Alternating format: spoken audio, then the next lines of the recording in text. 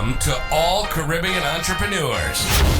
If you've been ready and waiting to take your business digital and get paid online while you sip something strong on the beach, this podcast is for you.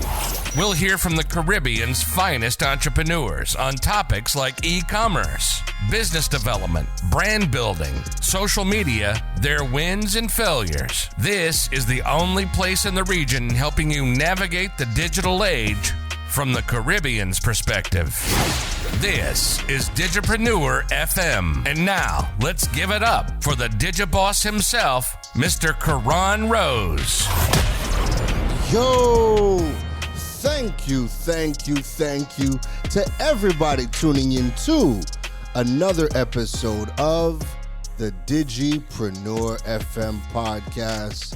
And as usual, it is your host, Mr. Rose. DJ, you know what to do. You gotta fade us all the way out so we can talk to the people.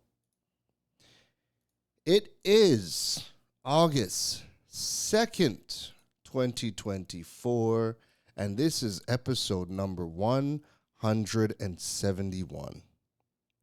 How are you lovely, ladies and gentlemen of the Digipreneur family doing all over the world?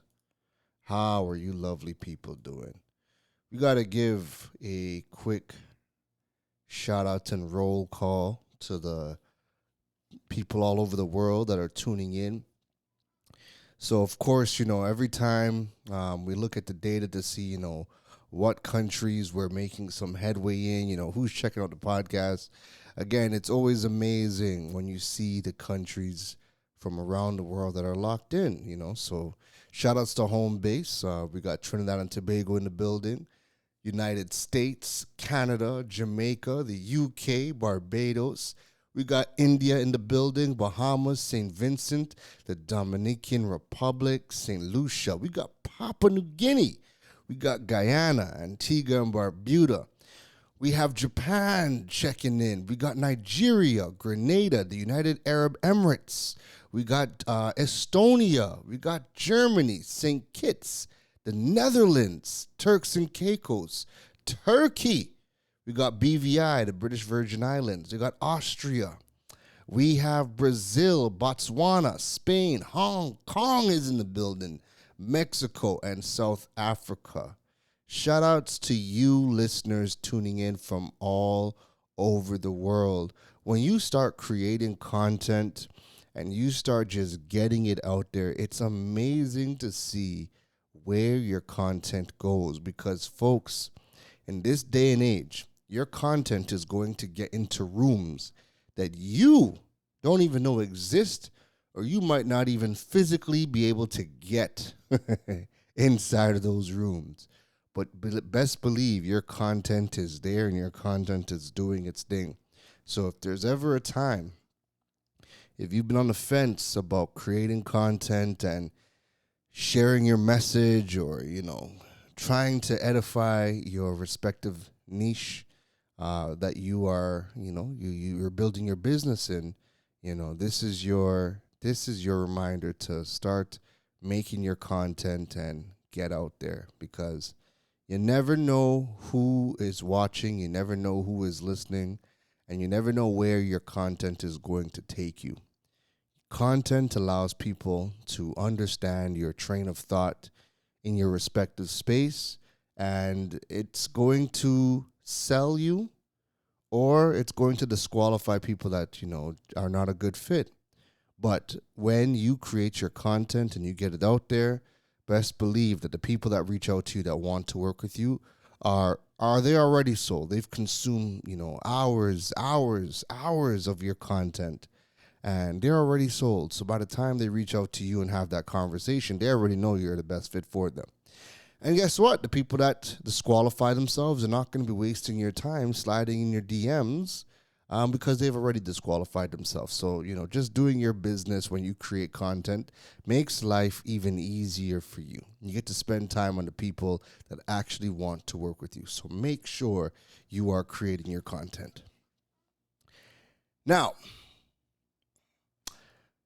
The last episode, I revealed that I will be migrating to Thailand, right?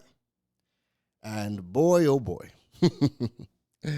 I did not realize the storm that was going to come my way.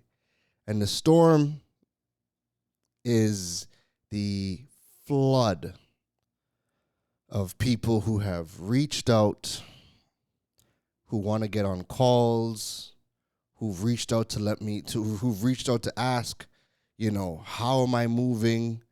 People have reached out to vent their frustrations about a lot of the things that I was speaking about in my last podcast. The amount of people that have reached out saying, they're seeing the same things and worse, and then just kind of, giving me the cliff notes on their stories and whatnot. The amount of people that have reached out that have said privately they have moved and just not informed the public, or they're about to move and just haven't informed the public. It's astonishing. And then on top of that, the amount of people that have reached out to me who have lived in Asia, or they're making a move to Asia, or they just recently moved. Man, the amount of, listen, I did not know, the amount of people that have moved from the Caribbean that are living in Asia right now. I was blown away. I was blown away. I got meetings set up with people from neighboring countries. Like I've had some folks, reach out from Laos, reach out from Vietnam, reach out from Cambodia. It's pretty interesting. It's pretty interesting. So again, put your content out there. I put that out there, and it just opened the floodgates. And I really believe that it's I have to go through a lot of my messages and just start to take some notes, because I think there's a lot of things that people have said that, we got to address in one which way, shape, or form. So that's something I'm going to be doing. But I wanted to talk about how a person from the Caribbean is able to move out to Thailand, because that's one of the big questions right now is the how, right? We know that Trinidad and Tobago, Jamaica, Dominica just got added to the visa exemption list last week, so people are trying to figure out, how do I go to Thailand? So I wanted to do this episode on the how to move to Thailand. Because as of right now, that has been the number one question. How can we move to Thailand, right?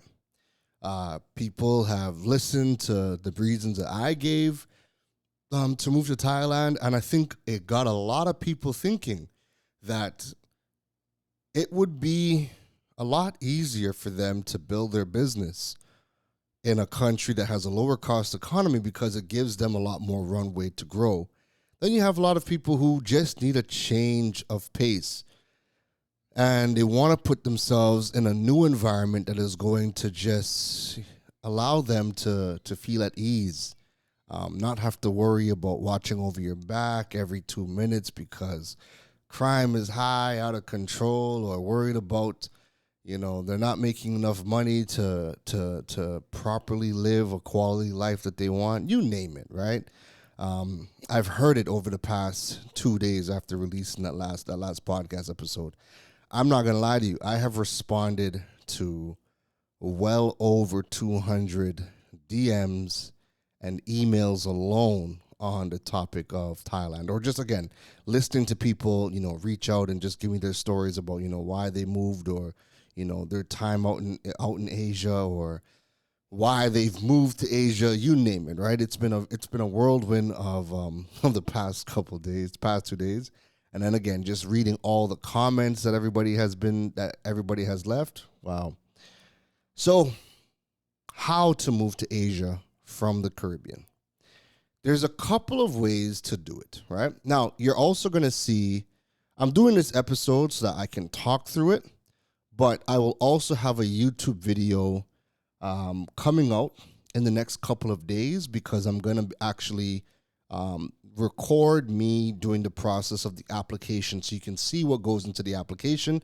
But that is going to be on YouTube, right? So I'll get that out on YouTube, and you guys could be able to watch it from there. But I'm going to talk you through this entire thing through the podcast episode. So I'm just giving you the heads up from now. So when I started to look at Thailand, it would have been in early June. Yeah, early June. And when I was looking at Thailand, there's a new visa that came out. It's called the DTV visa, the Destination Thailand Visa. That had just got announced, but it wasn't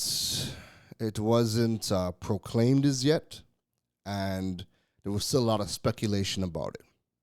However, we knew that the new DTV visa was going to be a visa that was predominantly built for digital nomads, and it was going to be a really, really good visa that people couldn't wait to switch over to, right? But because it was just announced and it was not proclaimed, nobody had any information as to when it was going to be proclaimed. The Thai government, said it would be sometime in July, but there was still a lot of speculation that, who knows, it might not even happen in July, right? So I was going to be game planning, not based around the DTV visa. I was doing another game plan. At the time I was looking at as well, Trinidad and Tobago was not on the visa-free exemption list. We needed the visa to go to Thailand. So I'm saying that because I'm going to walk you through what I was going to do, and then I'm going to walk you through what's changed, okay? So when I was looking at Thailand back in June, the route that I was going to take was I was going to apply for a tourist visa.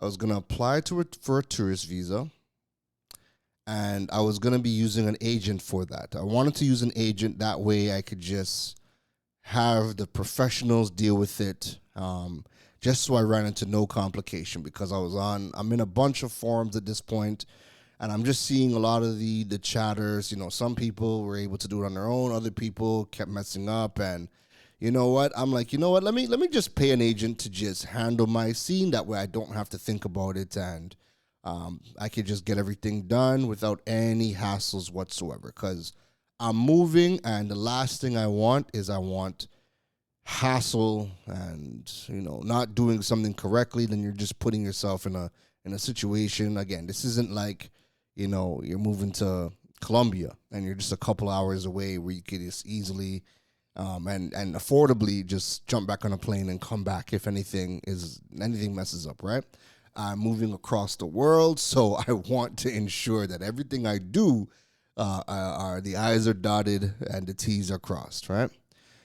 So I was going to use a visa agent. I had a couple of meetings with with 3 visa agencies, and I picked one that I was really comfortable with.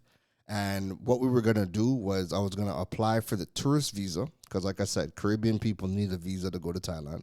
So I was going to apply for the tourist visa. That tourist visa would have given me 3 months to go. And then I would have been able to it would have given me 2 months, and then I would have extended for 3. And then you could pay. There's a single entry tourist visa, so you can go, and then when you leave, you have to reapply for another visa. Or you can do a multiple entry visa, so within that stipulated time that the visa is valid, you can come and go out of Thailand. Because remember, there's a lot of neighboring countries that you could go to. So I would have done the multiple entry visa. That way I could go out there for 3 months and, jump on a plane or jump on a bus and check out the neighboring countries or whatever. And then when the 3 months was up, I would have applied for another tourist visa. And I probably would have done that I would have done that for just the 3 months, because after the 3 months, what I was going to do was I wanted to switch to a longer visa. Again, I know I want to spend some years out there, right? So I'm going to be looking at the long-term options. So there are some long-term visa options in Thailand, the elite visa, the LTR visa, the long-term resident visa, but they are up there in price, right? They're up there in price. So when I was looking at that, I'm like, okay, that is definitely not the route that I'm going to take, not the elite visa, not the LTR visa, because they are pretty pricey, right? We're talking thousands of US dollars pricey, right? So the next best thing was going to be the education visa. Now, the education visa is the go-to visa that pretty much everybody is using to go to Thailand. So how does that work? With the education visa, you can go and apply for the education visa if you want to learn how to speak Thai, if you want to learn how to fight using their style, Muay Thai. You could take Muay Thai classes. You can learn how to cook Thai cuisine, and you could learn how to do Thai massage. Once you want to learn any one of those things, then you could apply for the education visa, and the education visa is good for a year, all right? It's good for a year, and you have 90-day check-ins, all right? You have 90-day check-ins at immigration. So that would have worked for me, and you could reapply for the education visa. Now, I would have, I've seen two different stories of this, right? One is that it's renewable up to 5 years, and another visa agent I talked to said it's renewable indefinitely. Right? There are people there that are there over 10 years on the education visa. They just reapply for the visa every single year. Right? So I've seen two variations of that. Right? I would have done some more digging and confirming if it was up to 5 years. Well, at a minimum, 5 years, right? At a bare minimum, because I've spoken to three people. One person said, no, two people said it was renewable up to 5 years, and one visa agency said it was renewable indefinitely. So I would have done some more digging if I was going to end up going down this route. But so it's valid for 1 year. You check in every 90 days, right? And once you are learning any one of those skills, you can apply and you will get through, because they are trying to push Thai culture worldwide. So they want people coming in to learn about, their culture and the way that they do things over there. So you could apply. And we in Trinidad, we used to have a Thai visa. I actually went because I found the Thai consulate. Sorry, I found a Thai consulate on Google, and man, I went. It was right in Belmont, on closer to Savannah. I went, and I'm like, yo, there's no building here. So that was kind of freaking me out, because they had told me I needed to apply for the tourist visa at the consulate, right? But the consulate is no longer here, and at some point within the last 2 years, Trinidad was added to the e-visa portal, where we could apply for all of our visas online as well, right? So they closed the Thai consulate, and all of our visas we could apply for online, which is even better, right? So with the education visa, you need a passport that's valid with no less than 6 months. You're going to fill out the visa application on the Thai e-visa website. You need 2 passport-sized photos, and you need to have a letter of acceptance from any of the institutions that you're going to apply for, right? So you would need to go and make sure that you are applying for the English class, the Thai classes, Muay Thai, you name it. And once you have that acceptance letter, then you could go ahead and apply for the education visa, all right? Now, you could do this, you could do it before you go to Thailand, right? But it's easier to apply for the education visa when you're there. So what I was going to do was I was going to go on the tourist visa. Remember, I would have got 3 months. I was going to go on the tourist visa. And then whilst I got there, I would have started to hunt around for different Thai schools to either do Muay Thai or to do the English classes. Now, I was going to do Muay Thai, but the institutions that are able to apply for the education visa on your behalf, they have to be registered with the government, right? The government is obviously going to qualify whatever schools, So I would have done some shopping around to figure out what was the best one. The thing with the Muay Thai, even though I was going to do Muay Thai, the thing with the Muay Thai is from what I'm going to be staying in Bangkok, and from what I've been seeing, there's only 3 Muay Thai schools that will certify you for an education visa. And one of them can give you a year, the other 2 can only give you 6 months.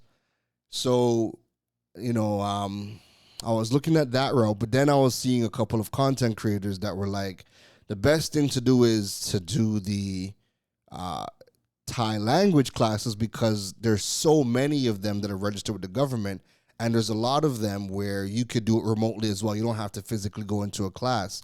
And because this is the core requirement of you being in Thailand, you don't want to put as much pressure on yourself as possible, right? So if you can show up to the Thai classes remotely, even better, just less pressure for you to go and physically go to a school. But again, if you want to assimilate into the society, you want to get out, you want to meet people, then obviously, go ahead and go to the in-person classes. So I was looking at those options, right? Muay Thai or the Thai language. Now, I would have done the tourist visa. To apply for the tourist visa would have been like 200 TT dollars, right? And you apply for the tourist visa, you get through, you land in Thailand, you start hunting for your school, you register, and they would fill out the paperwork for you to apply for the education visa on your behalf. And then you would have to leave Thailand, do a border run, so jump in a car, and there's because it's such a normal thing, there's services that allow you to do border runs. So you just jump in, you just go to one of the companies that are doing visa runs, and they drive across the border. You guys do lunch, do some shopping, and you come back and you get the new visa activated. You would come inside on the new education visa, all right? So that was the route that I was going to take. Now, when the Destination Thai Visa, when the DTV visa, when it got properly, when it hit the Royal Gazette and was proclaimed about 2 weeks ago, that changed everything. That changed how I was going to approach migrating to Thailand, right? Because whereas the tourist visa was a 1-year valid visa with 90-day check-in, the DTV visa is a 5-year multiple entry visa. And the cost of the visa, let me just pull it up. The cost is 1,900 TT dollars or 280 US dollars, right? Just for those who are using US currency, 280 US. If you're in Trinidad, 1,900 TT or 10,000 Thai baht, all right? And this is how the DTV visa works, a Destination Thailand Visa. It's eligible for digital nomads, remote workers, or freelancers. You can also, and this was what is changed from when they initially made the announcement back in July, or beginning of July, somewhere there, right? They've also added that you could get this visa if you want to learn Muay Thai, Thai cooking, if you want to train for sports, if you're doing medical treatment, if you're attending for seminars, and if you're attending for music festivals. And then they've also added that your spouse and dependent children could be added to your DTV visa as well, right? So this is what you need. You would need to have, you apply for this online, so you apply for this on the Thai e-visa website. You need your passport. You need a passport photo. You need to have evidence. So the cost is the 10,000 Thai baht, the 280 US, or the 1,900 TT. You need to have financial evidence that you have in your bank account no less than 500,000 Thai baht. 500,000 Thai baht works out to about 14,000 US dollars in your bank account, or you need to have at least 92,000 TT dollars in your bank account, right? Now, you just need to have that in your account as proof when you're applying. Once they approve the application, once they approve the visa, you're free to go and give all that money back that you've borrowed. If you don't got it, give it back to your people after you've been approved for the visa. It's just to show that you have money, right? That they have money and you're not coming there broke. So 14,000 US dollars, essentially they're saying 14,000 US dollars means that you could live in Thailand for a year, no problem. So that's why they're asking for evidence that when you come, like, you have money and you could be there for a year without any issues anyways, right? So then you also have to let them know, what is the purpose of your visit? Is your purpose of your visit for employment? No, a workcation. So you cannot work for a Thai company. You need to show a contract, or you need to show professional portfolio showcasing that you're a digital nomad, a remote worker, or a foreign talent, or your freelancer status. So you can show them your portfolio, or you would show them employment contracts. So you are employed with a company outside of Thailand. If you're going for activities, you need to show proof of confirmation to attend activity via letter of appointment from the hospital or medical center, or from the schools that you're trying to learn the skills from. And then for spouse and dependent children, proof of relationship to the DTV visa holder, example, a copy of marriage certificate, birth certificate, or a certificate of adoption. The visa allows you to stay 180 days before you have to check in with immigration. When you check in at immigration, you have to then do an extension for another 180 days. It gives you 360 days of stay in Thailand, which at that point, when your 180 days is up, you need to leave the country and then come back in. So you could do a visa run. You could go to Vietnam, Cambodia, eat some lunch, get right back on a bus, and come back into Thailand, and you get a fresh new 180 days. After the 180 days, you extend. That brings you up to your 2-year mark. You do another visa run, you come back, and you get a fresh 180 days, and you do that cycle up until the visa expires 5 years later. So when I seen that option, I was like, you know what? That is the best option for me, because whereas the LTR visa, the elite visa, they physically want you to pay a whole lot of money for those visas.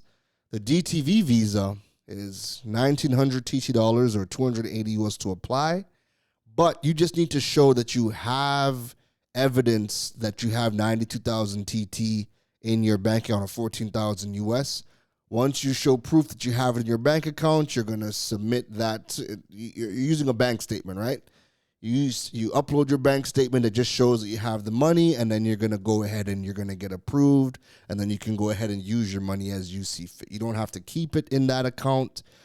You also don't need to put it in a Thai bank account so that they can see that you have the money. Some of the other visas, like the retirement visa and the elite visa and the LTR visa, for their financial requirements, you have to transfer that money into a Thai bank account. But for the DTV visa, you do not have to transfer nothing into Thailand. You just need to show proof that you have that money in your bank account in your home country, and they will approve you based off of that. So you're going to pay the 1,900 TT for the application. You're going to get a 5-year visa. You need to show proof that you have the 92,000 TT dollars in your bank account, or your 14,000 US, or whatever the equivalent is, if you're whatever country you are in, and you apply for that, and you're going to get the visa, and you're good to go. The other thing that has happened is that, let's just say you might not necessarily want to do the visa route, right? Jamaica, Trinidad and Tobago, and Dominica just got added to visa-free entry into Thailand for 60 days. So we could just go to Thailand for 60 days, and when the 60 days is up, we could do an extension for another 30 days, giving us 3 months. At that point, we'd have to leave, do a border run, come back into the country, and you essentially get another 3 months. That's 6 months right there. So if you're somebody who just wants to do 6 months or 9 months out of the country, then you don't even need a visa, all right? you are able to do, and this is just from what I've been gathering in through all of the forums that I'm in, you can do up to 2 land border runs per calendar year, right? So if you do 3 months, you run across the border, come back, you get another 3 months, you get 6 months. Then you run across the border again, you come back another 3 months, that's 9 months right there, all right? Typically, after that second land visa run, immigration might start asking questions. But you could also take a cheap flight, and so after you've maxed out your 2 land border runs, you could take a cheap-ass flight to any one of the neighboring countries and then come back into Thailand via air. And I mean, the flights are cheap. Like I'm seeing, flights to Vietnam for like 50 US return, right? So you could jump on a flight, leave, and then come back, and then you get your next 30 days. So essentially, right, you could do a year in Thailand without a visa, but you're gonna have your visa runs, all right? So you'd have to factor that into your cost. Look at the cost for the trips across the border. And again, they're very inexpensive. It's just that you just need to account for it because they still cost money, right? But they're very, very inexpensive. And you also have to be very diligent because you don't want to overstay your time. Because if you overstay your visa, I believe they charge you, I think it's like 20 US a day for every day that you spend over your visa, your whatever, however many days you spend over your visa, they charge you like 20 US a day, and then potentially it could come at a cost of when you're trying to get another visa further down the line, they could potentially just deny you, all right? They can deny you entry into the country. So doing that, you just have to be more diligent. But let's just say if you want to do a year in Thailand, no visa, you could easily do that as well, all right? You could easily do that as well. So for me, I will be going through the route of the Destination Thai Visa. Now, if you're somebody that wants to just check out Thailand first before making a decision, because this is what a lot of people have been doing as well. A lot of people have come there either on a tourist visa or if they were on a country's list that had a visa exemption, they would come there, do 3 months, do 6 months, and then realize, oh, wow, I really want to live here, and then go through any one of the visa programs, right? There are people that have came there on vacation and never left. Right? There are people that have come there on vacation and never left.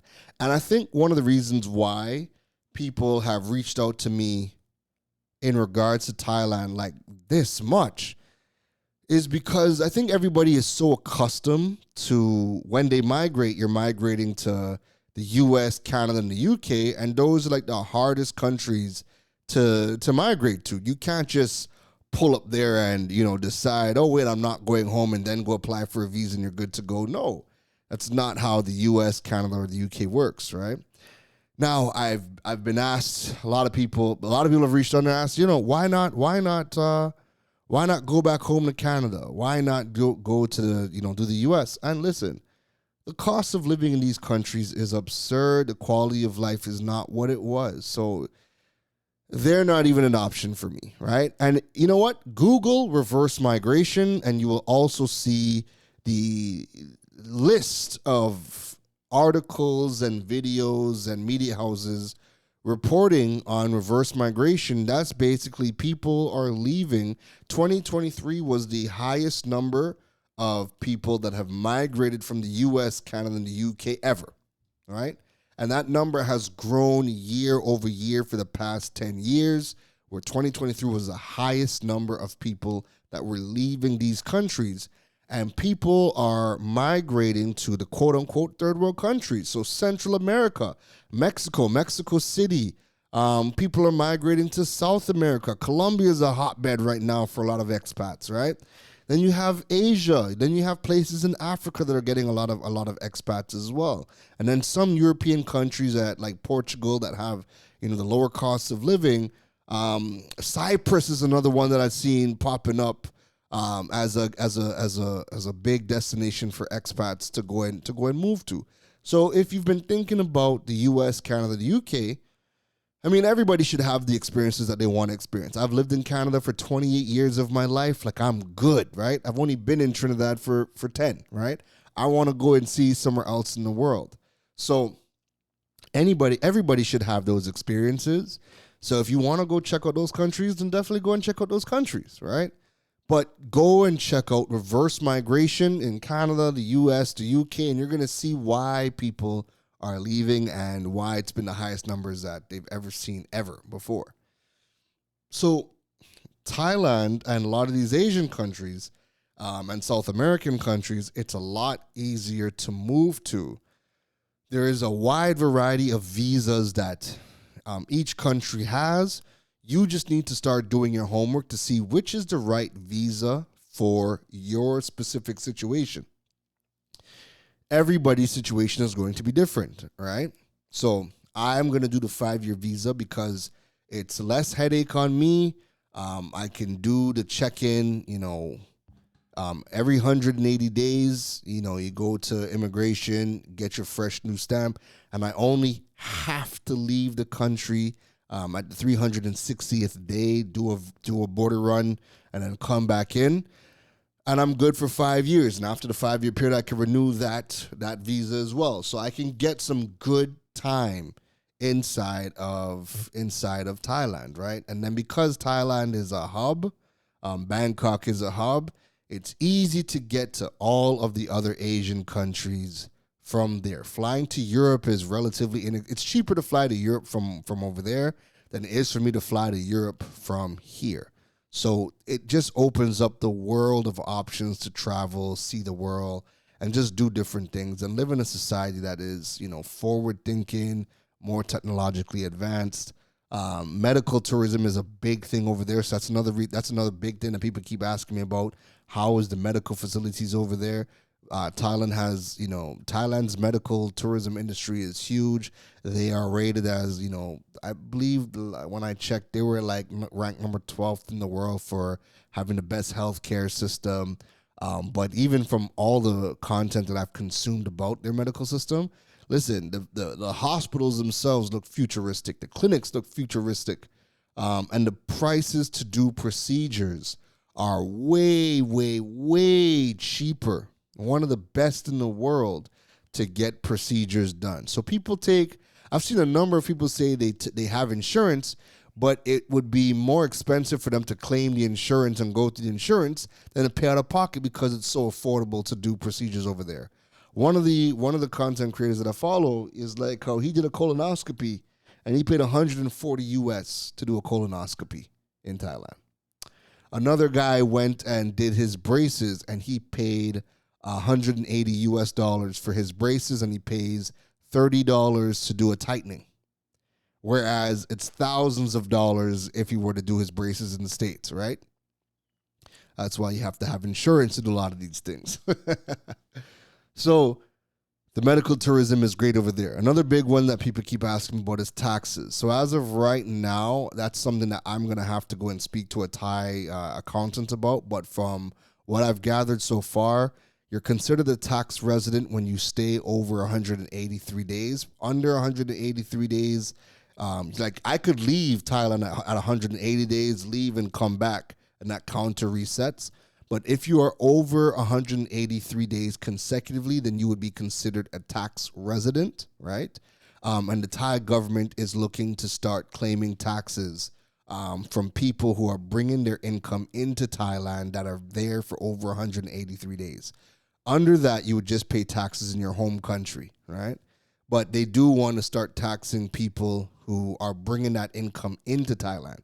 So if you're not bringing the income into Thailand, then you wouldn't be considered, then you wouldn't be getting taxed. So again, all of those things are things that when I sit down with a Thai accountant then I will know exactly what the tax commitments are, and I have no problem going through what I need to do on that regard. All right. What else do we want to cover inside of here? So that is how essentially you would be migrating over to Thailand. Again, if you are from Jamaica, Trinidad and Tobago, or Dominica, take full advantage of the visa-free entry. The rest of the islands that are tuning in, If you're not any one of those three countries, then you would have to go through a tourist visa as well to start off. Or if you really want to get through the Destination Thailand Visa, you can apply for that from the jump. Or the easier option would be the education visa, right? You can, hire go through a visa firm, do the education visa. They'll help you pick out the schools. Oh, and also, what I forgot to mention with the education visa, the other cost to it would be to pay for the actual course itself. So when you're looking at different schools, you need to check out the schools and see what the costs are for the tuition fees and whatnot. Like when I was going to do the Muay Thai school for 1 year, the entire year was going to cost me 18,000 TT. All right. So that would have been for the entire year. That would have also included the fees for them to file for the education visa on my behalf. So originally, I was going to plan, when I was doing the tourist visa, the education visa, I was going to leave in December. I would have left in December because that would have given me time to save up all of the money that I need to pay for the visa firm. I mean, the visa firm wasn't expensive. Like, for them to do everything on my behalf was going to be like 200 US. So I would have had to pay the visa firm to do the education visa and the tourist visa for me. Then you have the fees for the education visa, right? Then you have to save up for your fees to go pay your tuition. But again, I would have gone there on the tourist visa first just so I could shop around and see what schools I want to do, compare prices, and then I would have known, what I was going to be paying. The Muay Thai school that I particularly looked at was going to be that 19,000 TT dollars or whatever. And I would have had to save that money up so that when I, go through the process, I have the money there to pay. How they do their rent is you pay 1 month and then 2 months security deposit, which is the equivalent of essentially paying 3 months rent, right? So you pay 1 month and 2 months for security deposit. So you'd essentially have to save up 3 months worth of rent to move in. And then once you sign your lease, you get the keys the exact same time that you sign your lease. So I would have gone on the tourist visa and I would have had a couple of things to organize. I would have, been in a hotel for like a week, then go find a condo. And once I get the condo, sign the lease, I would have paid my 3 months rent, or like I said, 1 month and 2 months security deposit up front, get the keys, and I have the place to stay.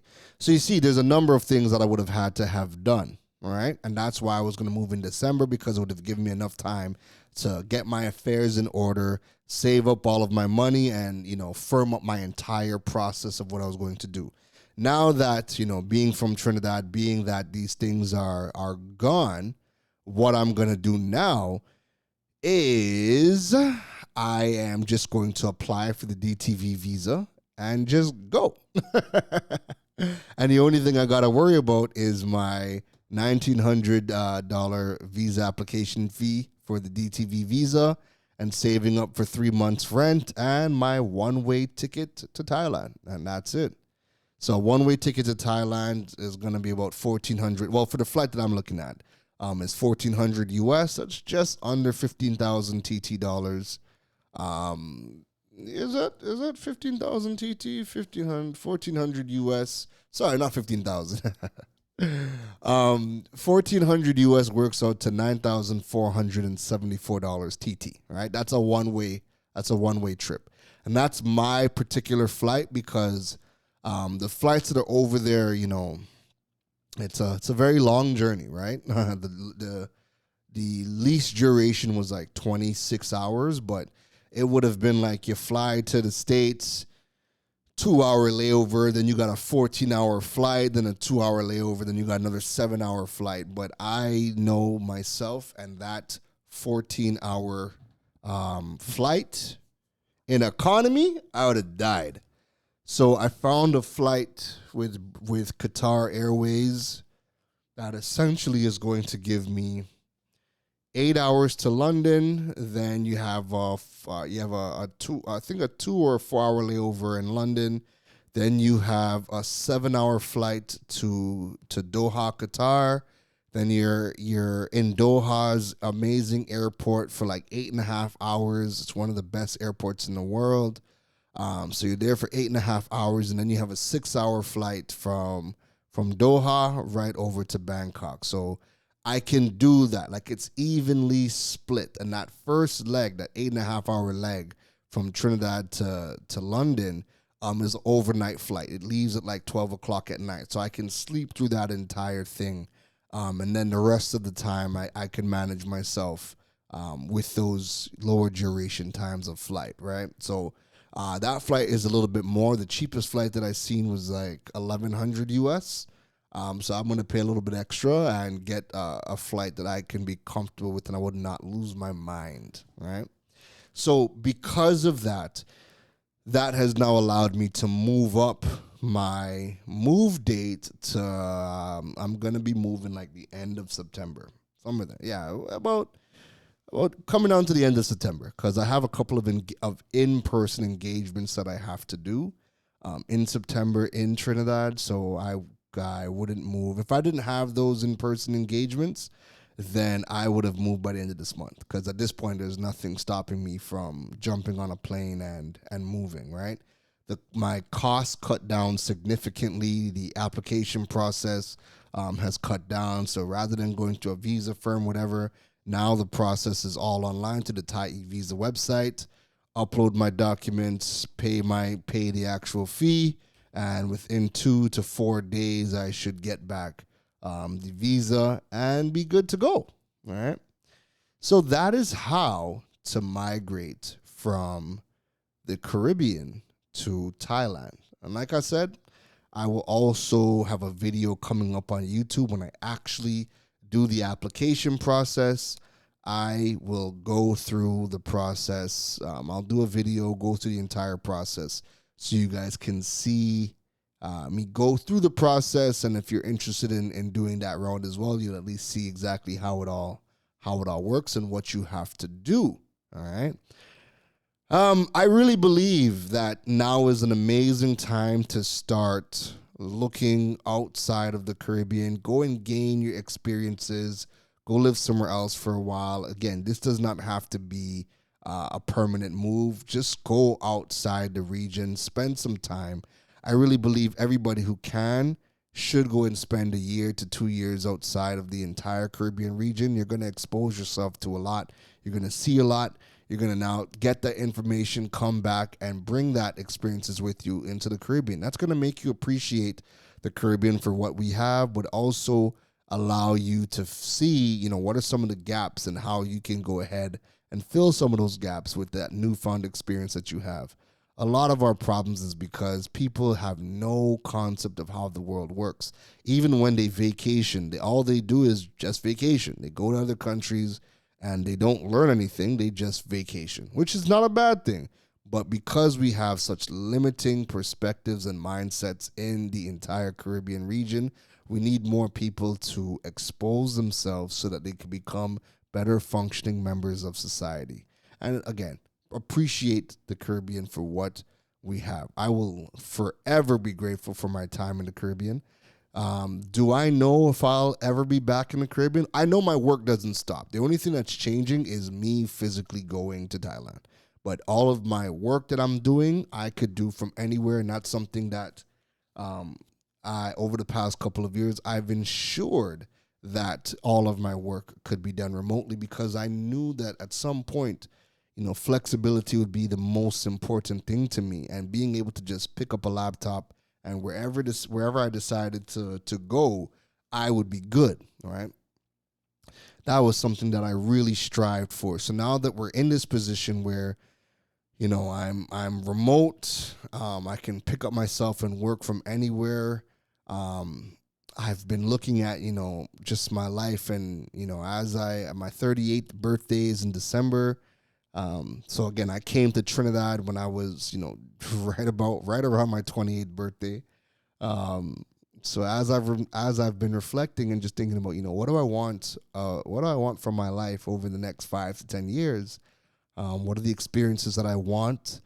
What is the lifestyle I want to live? When I think about all these things, it got to a point where Trinidad just stopped aligning for me. So I'll actually do a separate episode on that, just really dive into why I've decided to leave Trinidad and, not just go to another Caribbean island, because John Norman want to live in Jamaica and spend some time in Jamaica. But I'll dive in deeper as to why I decided to move from Trinidad and the Caribbean altogether. But my work is still going to be in the Caribbean. So people think that, no, we're never going to see you. No, you're going to see me because I'm still going to be doing every single thing that I do now. I'm still going to be doing it. You're still going to see me on TV. You're still going to hear me on the radio. You're still going to see me in the papers. You're still going to see me making content. But now I'm just going to be exposing myself to a lot more. And again, I only talk about the things that I actually do, right? I'm not theorizing about anything that I talk about. When I talk about being a digital nomad, it's because I am a digital nomad. When I talk about going outside and gaining experiences, because again, I've done it myself. I left Canada and I came here. I got experiences. I'm going to be leaving again and I'm going out there to get more experiences. So the more that I expose myself, the better educator and teacher that I can be to synthesize information to everybody who listens to me. All right. So I got to be that example and put myself out there and put myself in situations to continue to grow, continue to do better, expose myself more so that way I can be a continuous productive member of our Caribbean society. Will I come back? I don't know. The goal is right now is to just get myself out there and be better, do better, see more. And just get myself in that next gear. So who knows what 5 years from now looks like? It might not even be Thailand. Who knows? It could be, it could be Singapore. It could be China. It could be Colombia. Who knows what the next, or who knows what happens after this 5-year visa? I certainly don't know, but I'm excited for the overall journey, and because I know that so many of you are having the same problems and you just don't know where to start, or you want to see someone's process of how they're going about making that change to a country that's not the US, Canada, or the UK, I'm bringing you guys and gals along with me so you can just see it all, soak it all in. And if you guys decide you want to go and make those types of moves as well, hey, I'm all for it. All right. And then you would have the proper information. Because as we know, you rarely ever get the information that you need when you're living in the Caribbean. The information is always gatekept, or just nobody's producing the information, whatever the reasons are. All right. So that is how to move to Thailand from the Caribbean. I hope this helps. All right. And I'll throw a couple of links to the information about the DTV visa as well. So if you guys want to go and check it out, you guys can. And more importantly, like I said, you'll see the actual video on YouTube of me going through the process in a couple of days. If you enjoyed this episode, don't forget to rate the podcast. If you're listening on Apple Podcasts or Spotify, go ahead and rate the podcast. If you really enjoyed the podcast, go ahead and drop a review. The reviews help continue to grow the Digipreneur community all over the world. Drop a review. I don't ever ask for much. Drop a review, rate the podcast, continue to help support and grow the podcast, all right? You guys can also check me out on KeronRose.com, learning more about your building your digital presence and monetizing your platforms. Check out the Digipreneur.fm website to stay up to date on the podcast. And you can follow me on all social media channels at KeronRosc across all social media platforms. And don't forget, every single Friday, 12 p.m. to 3 p.m., you can check me out on the digital world on Freedom 106.5. If you're in Trinidad, just tune into 106.5 FM. And if you're not in Trinidad, just go and find the Freedom 106.5 website, and you can watch the live stream from there. All right. Every Wednesday, we have the Digipreneur column in the Jamaica Observer, and every Thursday, we have the Digipreneur column in the Trinidad and Tobago Newsday. All right. So that is it from me. It is a Friday. Enjoy your Friday. Don't forget, tune in to me at 12 o'clock on Digital World. And I will see y'all in the next one. Have a safe and happy weekend. Everybody, take care. You've been listening to the Digiboss, Keron Rose. We hope your notepad was filled after this episode. Make sure to like, rate, and review the show. The learning doesn't stop, folks. And to make sure you don't miss any gems from the Digiboss, go over and follow him on all social media platforms at Keron Rose. Folks, don't just sit there with a notepad. We need you to implement at least one thing into your business before the next episode. That's the only way your business levels up. Thanks for listening to Digipreneur FM. Now go be great.